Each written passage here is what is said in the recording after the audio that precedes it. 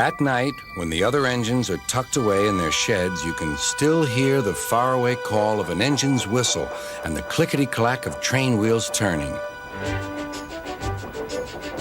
This is the sound of the mail train. One train is pulled by Thomas and the other by Percy, as the loads are too heavy for one engine to do the work alone. The mail is loaded into freight cars at the harbors, and the engines pull their trains through the silent stations delivering their precious loads.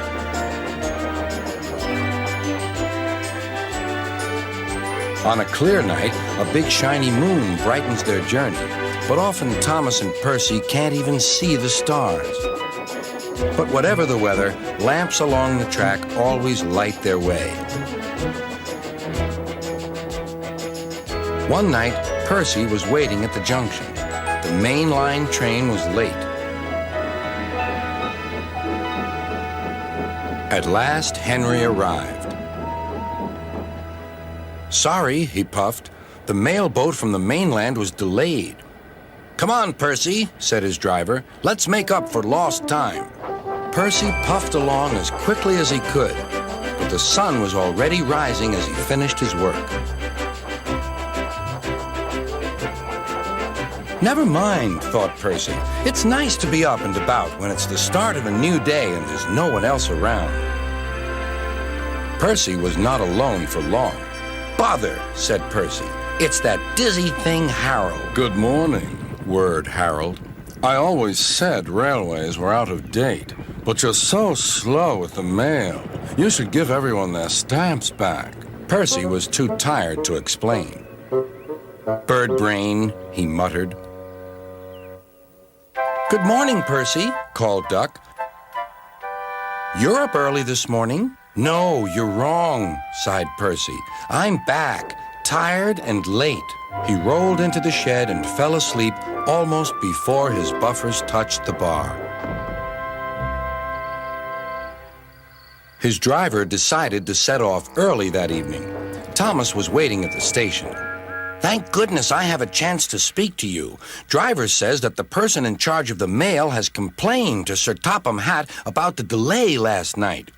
"But that wasn't my fault," replied Percy.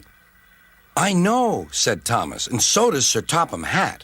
But this mail person wouldn't listen. Tonight we'll just have to be quicker than ever before." The engines were just leaving when they heard a familiar buzzing. "I say, you two, there's news flying about." "Where?" puffed Percy crossly. "All over the place. They're going to scrap the mail train and use me instead. Wings work wonders, you know. Always." "Rubbish," huffed Thomas. That night, everything ran like clockwork. Thomas and Percy steamed through the stations, making good time everywhere they went.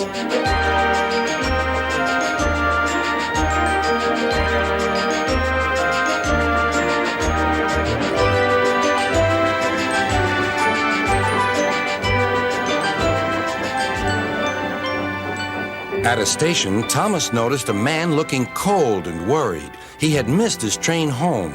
"We can give you a ride," said Thomas's driver, "but it will be rather uncomfortable." "Thank you," said the man. "Anything's better than sitting here."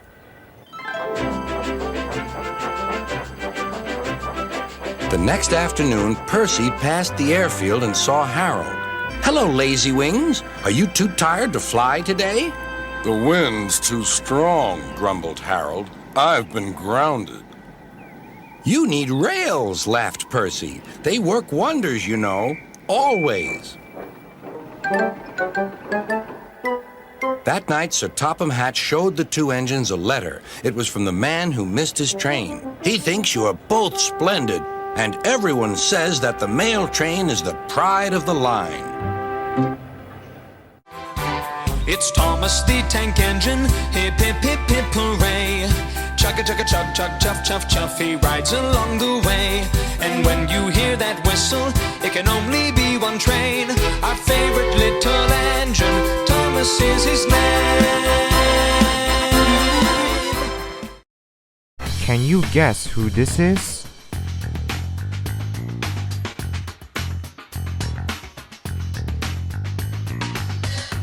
Keep guessing.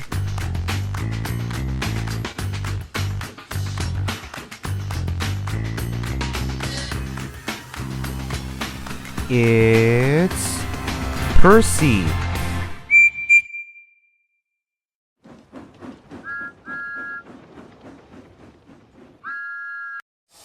One morning, Percy was impatient.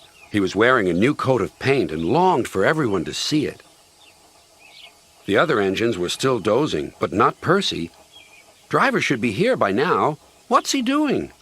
Sleeping, grunted Gordon. But that means I'll be late. The coaches will be waiting, and the passengers will get cross. Rubbish, huffed Henry. It's still early, added James. You just want to show off. No, I don't. Never mind, Percy, said Thomas. It'll soon be time for work. But be careful, or you might run into danger, and Duke is not here to save you. Duke? Stuttered Toby. You mean our hero? A large painting of Duke hung in the engine shed. The very same, said Thomas. Driver told me the story. Listen. And this is the story Thomas told them. Long ago, when Peter Sam was still called Stuart, and Sir Handel Falcon, they worked with Duke on his old railway, but Falcon still had a lot to learn. The manager came to see him. Falcon, I'm pleased with your work so far. Now you must learn a difficult part of the line. We call it the mountain road. Falcon was excited. Yes, please, sir. So tomorrow, when you have a new coat of paint, you will go on it. Duke will explain everything. Huh, thought Falcon. Duke's an old fusspot. Next day came. Listen, warned Duke, the mountain road is difficult. I'll lead. No, replied Falcon, I'll lead. How can I learn the route with you lumbering ahead and blocking the view? Suit yourself, said Duke, but never mind the view. Look at the track. The engine set off. Look at the track, puffed Duke. Never mind the view. Fusspot, replied Falcon. Fuddy-duddy, fuddy-duddy, fuddy-duddy. The engine speed grew slower and slower. Don't dawdle, urged Falcon. No hurry, puffed Duke. Soon they approached a tunnel. Falcon didn't like the tunnel. It was curved, and he couldn't see. I want to get out, he sighed. One moment, everything seemed safe. But then, suddenly,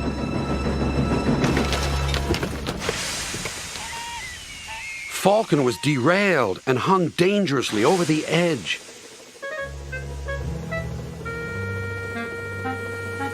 Duke bravely held on with all his strength. Stop shaking, he called. I can't hold you if you shake. Duke's driver and fireman worked quickly to make the two engines safe again. Then came more trouble. Water, cried Duke's fireman. Duke needs water, quickly. Luckily, there was a workman's cottage nearby. Soon everyone was passing jugs, buckets, kettles, and saucepans filled with water until Duke's thirst was quenched. All the while, Duke was building more strength. At last, with everyone's help, he was able to pull Falcon back onto the rails.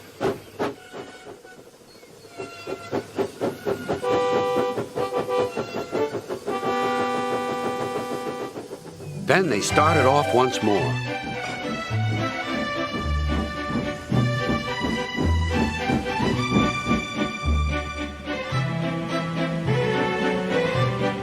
The manager was waiting at the top station.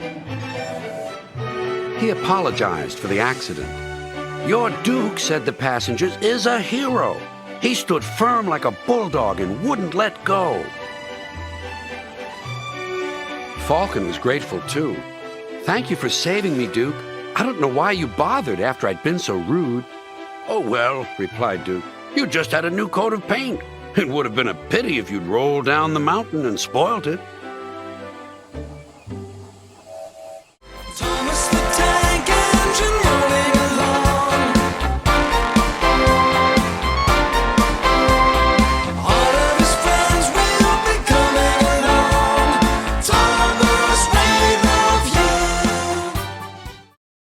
Can you find the hidden Easter egg in this illustration?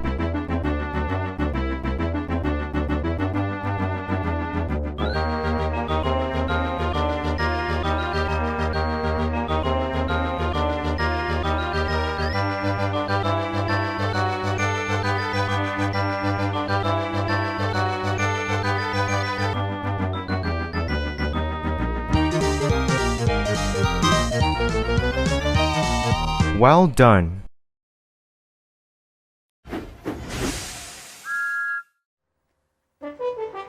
Duke is the hero of all the engines. This is a story about him. It happened long ago when Peter Sam was called Stuart and Sir Handel Falcon. Many people came year after year to see the mountains and the lakes, and most of all, Duke.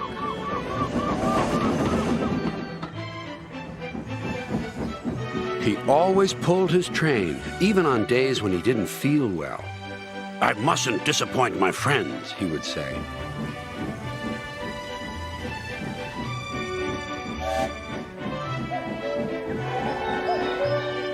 Every morning he took his passengers up the line and stopped anywhere they wanted. "Beep, beep," he whistled. "Please be ready when I come back for you. Otherwise, we might miss your boat to the mainland, and that would never do."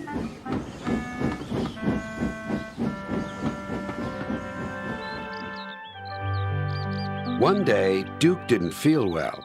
He was short of steam and needed to rest. His driver and fireman had just finished clearing his tubes when Stuart bustled in. "Hello, Grandpuff," he teased. "Are you short of puff?" "Nothing of the sort. This is routine maintenance." "Tell you what," went on Stuart, "you're getting old. We must take care of you in case you break down." "Whoosh, Duke. That'll be the day." Duke couldn't stay cross for long. It was a lovely evening. "Couldn't be better. Couldn't be better," he chuntered happily. They began to climb, but Duke didn't mind. "I've plenty of steam," he puffed. "We'll be up in a couple of puffs." But soon, Duke's puffs changed to wheezes. His valves were leaking steam. "It's not so easy. It's not so easy," he croaked. "But I'll manage." At last, they reached the station. Duke's driver examined him carefully. Anxious passengers waited for news. "Duke is going to take you to the harbor, but he might be late," said the conductor, "so 2 engines are coming to help. You'll still catch your boat."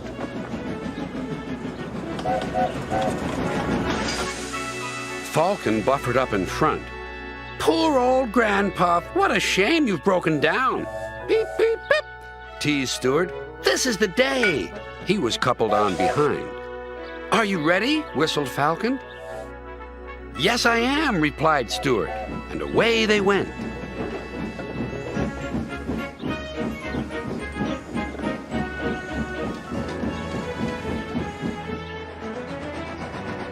When they reached the next station, the cavalcade split up. Falcon took Duke's passengers to the boat. Stuart headed Falcon's train, with Duke coupled behind. "Fancy me rescuing Grandpuff! This is the day! This is the day!" he boasted. "Poor old engine! Poor old engine!" But Duke still had plenty of steam left in him. His valves sounded worse than they were. He and his driver had their own little joke ready. They waited until they reached the hill. "Now," said his driver. Duke puffed and roared as though he was pushing the whole train's weight before him. The noise echoed everywhere.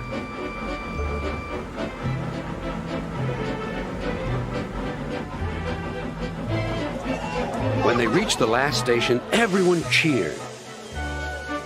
"What happened?" asked the boy. "They don't usually need 2 engines." "Well," replied his father, "Stuart broke down. Duke had to help him. It sounds as if he had a hard job, too." Duke and his driver's joke had worked. "Fiddlesticks!" exclaimed Stuart, and he vanished in a cloud of steam. Duke wheezed alongside. "Poor old engine," he teased. "It's no good, Stuart. You can't win." He's a really useful engine with a heart that's big and strong. He chuffs, working hard, helping everyone. Thomas, he has lots of friends, and you can be one too. Just clap, clap, clap, and sing along. Thomas, we love you. Can you guess who this is?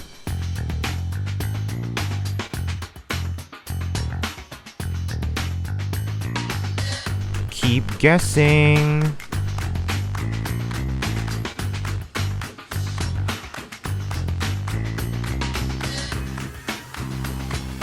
It's Donald and Douglas.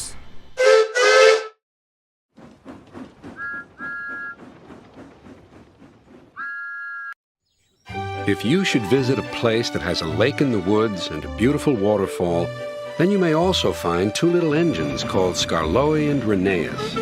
The engines know everybody, and everybody knows them.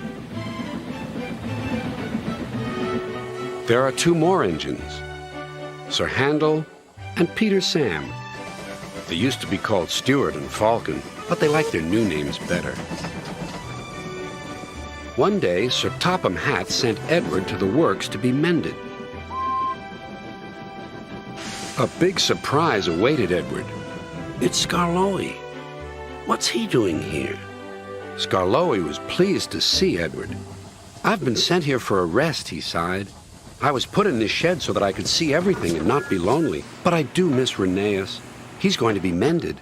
I wish I could be mended too and pull coaches again." Just then, some workmen arrived. "We're going to take you to the works now, Edward. Come along."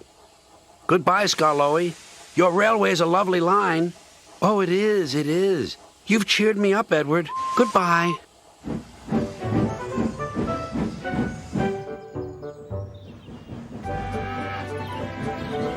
Meanwhile, Sir Handel was having trouble with some coaches. He tried to be kind, but the coaches didn't trust him. They were awkward and rude. There was worse to come. Some careless sheep had strayed onto the line. "He's bumped us," screamed the coaches. "Let's get back at him." They surged into Sir Handel and pushed him off the rails.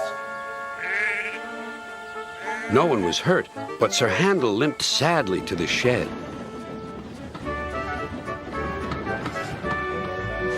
"No more work for you today," said his driver. "How are we going to pull the visitors' train without an engine?" "What about me, sir?" "Skarloey, can you do it?" "I'll try," said the old engine.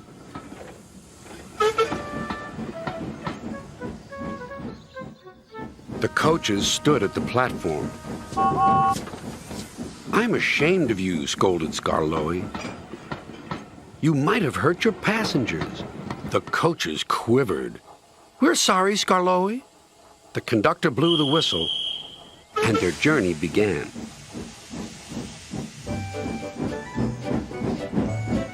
Skarloey remembered all the gates and stiles where he had to stop. The sun shone, the rails were dry. "This is lovely," sang Skarloey.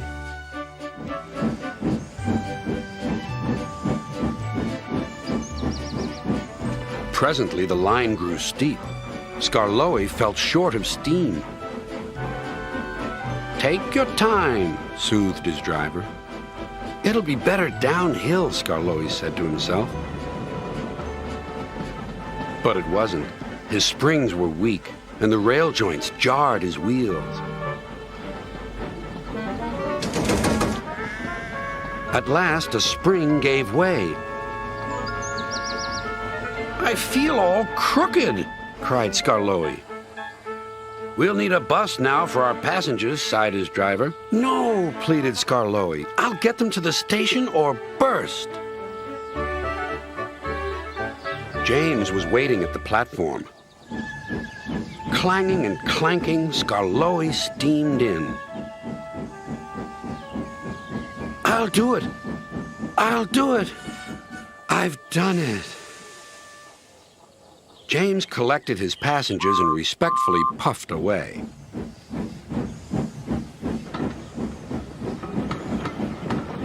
Everyone was pleased with Skarloey, but he was still worried. Old engines can't pull trains like the young ones can. They can if they're mended, Old Faithful, smiled his driver. And that's what's going to happen to you. You deserve it. Thomas the Tank Engine rolling along.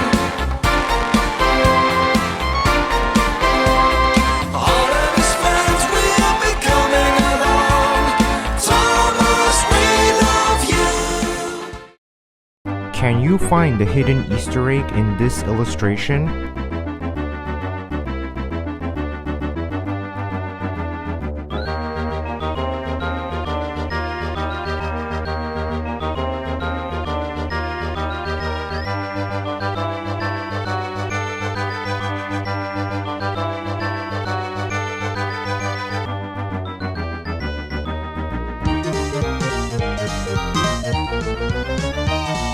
Well done.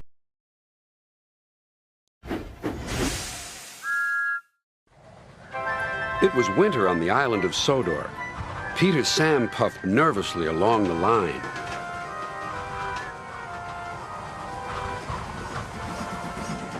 His funnel had never been the same since his accident with some cars. Now the biting wind was trying to blow it away.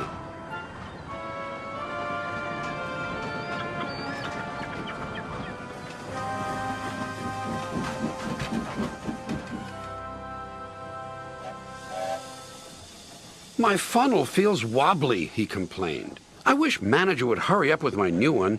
He says it will be something special. You and your special funnel, laughed the other engines. They were fond of Peter Sam, but his special funnel had become quite a joke. The winter wind grew worse. The rain came too, turning hillside streams into torrents, which threatened to wash the line away.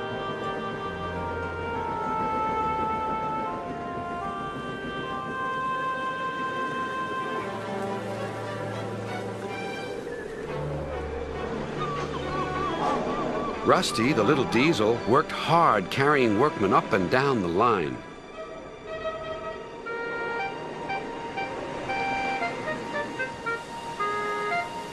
They were removing branches and leaves so water could flow away. But one morning, Rusty's driver brought bad news. There's been a washout near the tunnel. The track bed has been swept away. We must repair the damage immediately.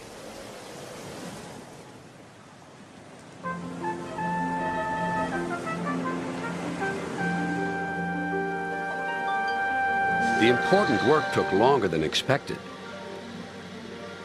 As days went by, the weather changed. It became frosty and much colder.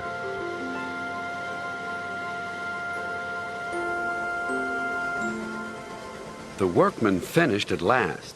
Peter Sam was most careful as he took the morning train over the mended piece of track. Soon he approached the tunnel. It was short and curved, so his driver could not see right through it. Peter Sam was heading for trouble. There's something hanging from the roof, shouted his driver. Peter Sam came out of the tunnel a different-looking engine. He no longer had his funnel. Here's what hit you, Peter Sam, called the conductor, and he produced a thick, cold icicle. They set off again, but without his funnel, the journey was very difficult.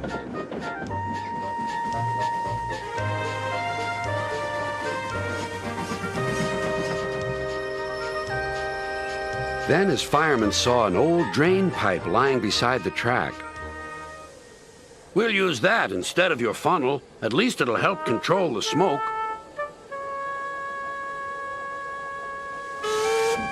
Peter Sam finished his journey with the drain pipe wired to his boiler. The other engines laughed, and Sir Handel sang a song about it. Peter Sam said again and again, his new funnel will put ours to shame. Went into the tunnel and lost his old funnel. Now his famous new funnel's a drain. The teasing continued until at last the day came when his new funnel arrived. Sir Topham Hatt proudly presented it. "Oh dear, someone squashed it," said Peter Sam, but Sir Topham Hatt laughed. "Don't worry, Peter Sam. This funnel is something special indeed. You'll soon see." Peter Sam's new funnel had special pipes which made puffing much easier. "I feel stronger than ever before," he hummed. Even Sir Handel was impressed.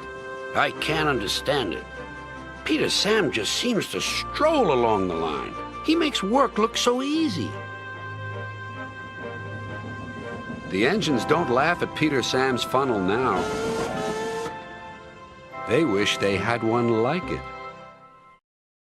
There's Gordon and Henry, Edward, James and Toby, Annie and Clarabelle. Don't forget Percy, Terence and Bertie, Diesel, Duck and Daisy. Lots more friends for you.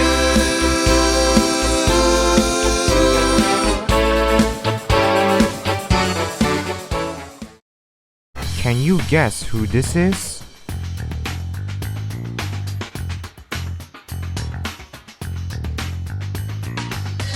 Keep guessing.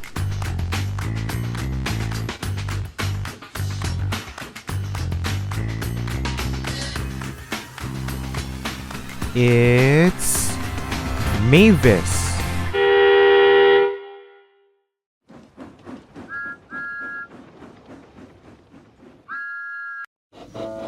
Duncan would not stop grumbling. He grumbled that he wasn't polished enough. He grumbled that he was overworked. Most of all, he grumbled about the passengers. "I'm ashamed of you, Duncan," said Skarloey. "Thank goodness Rheneas is coming home soon. Perhaps he'll teach you some sense before it's too late." "What has Rheneas to do with me?" "Rheneas saved our railway," replied Skarloey. "Please tell us about it," said Peter Sam. "Well," began Skarloey, "it was before you came here. Things were bad. Rheneas and I had to keep the trains running, or our railway would have to close." "How awful," murmured Peter Sam. "I tried hard," continued Skarloey, "but my old wheels ached." Rheneas understood. "It's my turn now," he'd tell me. He was often short of steam, but he always struggled to a station and then rested there. "I mustn't stop between stations," he'd say. "The passengers wouldn't like it." "Humph," huffed Duncan. He had stopped on a viaduct and hadn't cared at all. "Passengers," continued Skarloey, "get cross if you stop at the wrong places. Rheneas stopped in a wrong place once, and this is what happened." One wet and windy afternoon when the rails were damp, Rheneas was traveling home with a full train. There were even passengers in the caboose. It wasn't a comfortable ride at all. Rheneas's wheels kept slipping, and it was a steep climb.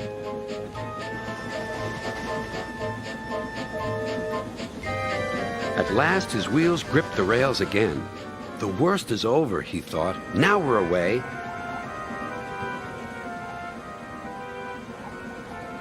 But they weren't. I've got a cramp," he groaned. And Rheneas stopped on the loneliest part of the line. His driver examined him carefully. "Your valve gear has jammed. We need to reach the next station. Do you think you can still get us there?" "I'll try," replied Rheneas.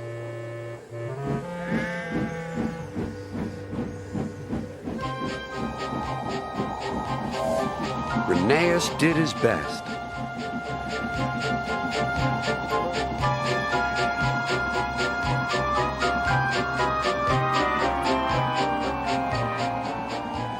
"If I fail," he thought to himself, "the passengers will be cross and the railway will close." Everything blurred. He was really too tired to make another turn of his wheels, but he did. And another, and another, and another.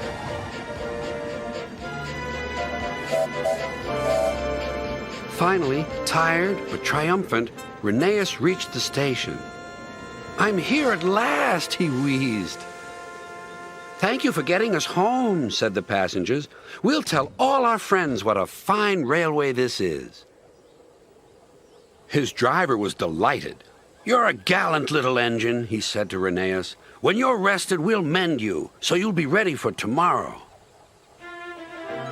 And, smiled Skarloey, Rheneas always was ready for tomorrow. "Thanks for telling us about him," whispered Duncan. "I was wrong. Passengers are important after all." The next day, Rheneas came home. All the engines were there to greet him. Edward pushed his truck to the siding, where he was lifted onto his rails. This was the signal for a chorus of whistles from engines large and small. Everyone was happy, and Rheneas was the happiest of all. "You know," he whispered to Skarloey, "this helps a little engine to feel that at last he has really come home." He's always up to mischief, that cheeky little train. He chugga-chugga-chuff-chuffs everywhere. He's always playing games. The fat controller scolds him, but he loves him just the same. Our favorite little engine, Thomas is his name. Can you find the hidden Easter egg in this illustration?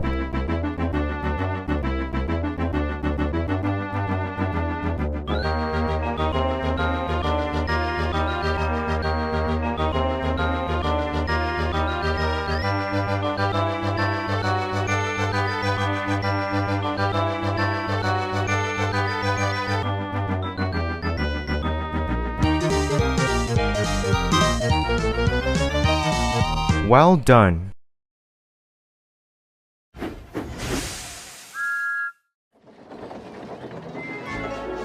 Percy and Duck like working at the harbor by the sea.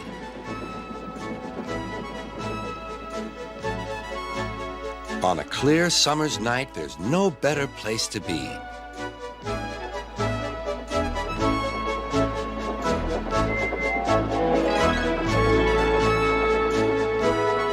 The big ships bring passengers. Cargo ships carry machinery and other things. Duck and Percy puff backwards and forwards with the crates of cargo as they are loaded and unloaded by the quayside. One morning, Duck and Percy noticed that the horizon was packed with sails flapping against the blue sky. "I wish I could sail to faraway lands," sighed Duck. "Engines can't go sailing," snorted Percy, "because engines can't float." Duck still had his dreams. Suddenly, they were rudely interrupted.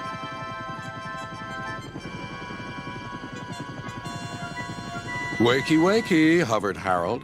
"I'm looking at the boats," replied Duck.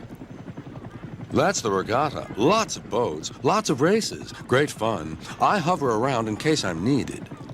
"Do you go to the horizon?" asked Duck. Yes, and beyond. "I didn't know there was a beyond," whispered Percy. Do you go to other places at sea? Continued Duck. Certainly. I can land on ships, you know. Anywhere, anytime. Goodbye. Duck sighed. He went on talking about the regatta all day. Percy lost patience. "Well, Duck, I'd rather have my wheels on solid ground. Our rails can take us to all the places we could ever wish to see." "That's an emergency," called Duck's driver. "I'll check with the harbor master." He returned with bad news. "A man taking part in the regatta has hurt his hand. We're to take him to the hospital at the next station. Harold's bringing him now. Come on."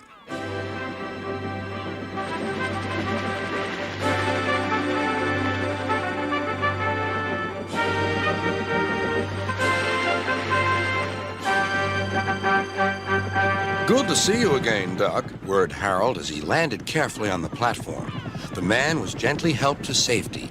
My job is to stay at sea in case of other emergencies. Otherwise, I would take this gentleman to hospital myself. Must fly. Goodbye.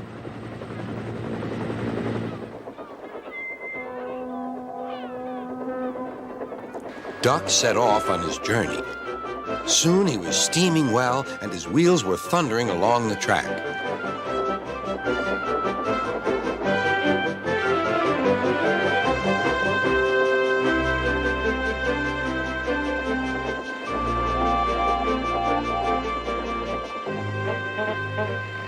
When they reached the station, the man thanked everyone, and Bertie got ready to take him to the hospital.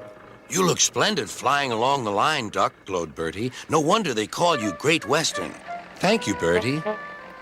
Percy's right, he thought to himself. Engines are happiest when their wheels are firmly on the rails. That night, Percy and Duck stayed a little longer at the quay. The air was warm and the sea calm. "There's a shooting star," said Duck. "Don't be daft," laughed Percy. "It's Harold. Look, he's hovering overhead." Something fluttered down towards Duck. His driver caught it. "It's a flag from the regatta. Harold's giving it to you as a present, Duck." "That was kind of Harold," whispered Duck. "He may have whirly arms instead of wheels, but he seems to understand just what an engine needs." Duck still wonders about the lands beyond the horizon, but I think he knows that sometimes the best travels are those we can only dream about. Don't you?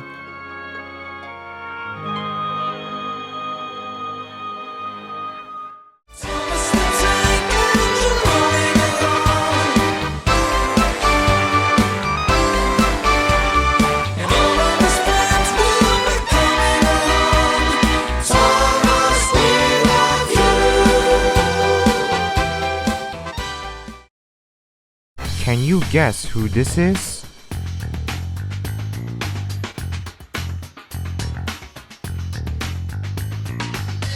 Keep guessing.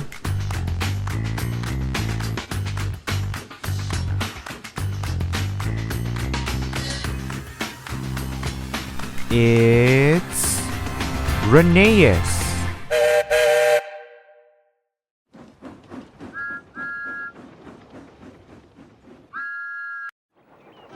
If someday you should see Thomas the Tank Engine puffing happily along the line, he may be on his way to a village nestled deep in the heart of the island of Sodor.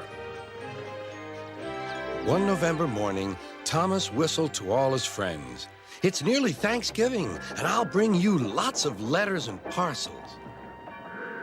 But then an early snowstorm came.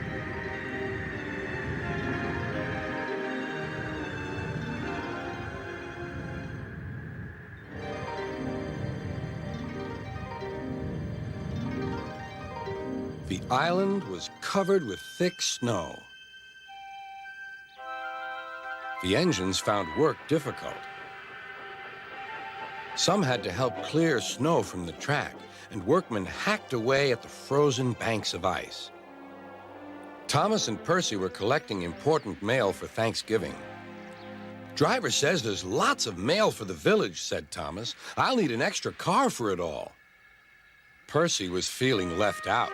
"It's not fair. You're not leaving any mail for me." But Percy's chance had come. "There's been a change of plan," said Thomas's driver. "Sir Topham Hatt needs us at the big station. Percy, you are to take Thomas's train to the village." Percy was delighted, but Thomas was sad. "I won't be able to say Happy Thanksgiving to all my friends." "Don't worry," said Percy kindly. "I'll do it for you." "It's not the same," sighed Thomas. Percy was making good time on his way to the village when suddenly, "What's that?" called his driver. There ahead was a fogman by the line. He was holding a red light. "The village is cut off by the snow," he shouted. "We need snowplows, workmen, and a helicopter. Leave your cars in the sidings and go back quickly." Percy was soon steaming to Harold's airfield. "Beep, beep," whistled Percy. "Wake up, lazy wings. The mountain villagers need your help. They're stranded." "Whiz-o," replied Harold. "I like an emergency to keep me warm." And he buzzed away. "Now," sighed Percy, "what's next?" Suddenly, there was Thomas with Terence the tractor and a works train. "Come on, Percy," whistled Thomas. "Follow me." The two engines battled their way through the snow. At last, they reached the village. Harold was already there, busily dropping food for Thanksgiving dinner to the people below. Terence quickly got to work. "Lovely stuff," he said as he pushed the snow aside. "Well done, Percy! Well done, Thomas!" cheered the villagers. "Percy, I've just remembered. Your mail train is still back at the siding, isn't it?" Percy hurried back to fetch it. Just then, Toby arrived with Henrietta. "We've brought lots of hot drinks and food for the villagers," he whistled. That night, all the engines had gone back to the sheds except Toby. The villagers had made a plan to thank the engines. They loaded paint pots and parcels into Henrietta, and then they set off through the moonlit countryside. All the engines were fast asleep in the sheds as Toby ran silently into the yard.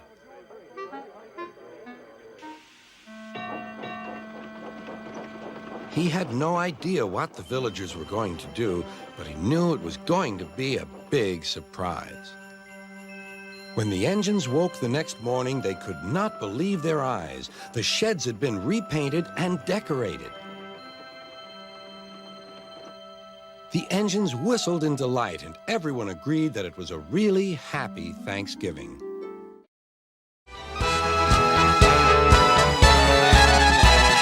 Thomas the Tank Engine's rolling along.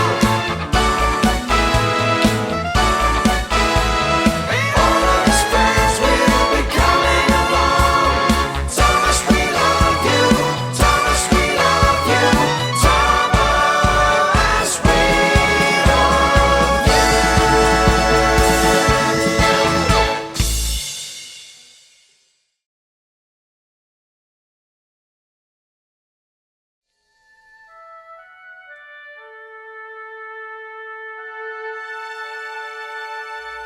Picture a land where the sky is so blue, storybook land of wonder, magical island just waiting for you, island of Sodor, will make your dreams come true. Imagine a place where the sun always smiles, the valleys are green as can be. Friends that you love are all waiting for you. Island of Sodor will make your dreams come true. Children, follow the dream to a land of make-believe. The island of Sodor, magical land where dreams come true. Follow the road that leads to your dream, over the hills and mountains. Look for the skies with stars in their eyes.